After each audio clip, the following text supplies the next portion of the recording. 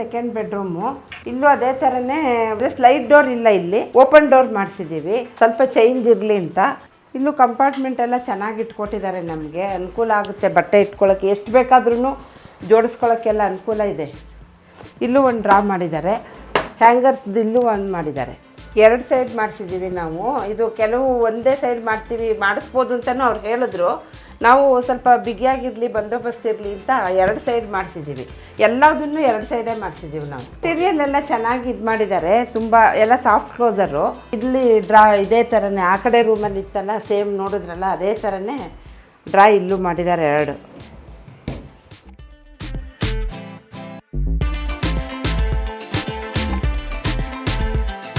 ಅದೇ ಥರನೇ ಸೇಮು ಮೇಲ್ಗಡೆ ಲಾಫ್ಟು, ಅಂದರೆ ಇದು ಪೂರ್ತಿ ಬಂದಿದೆ ಲಾಫ್ಟು.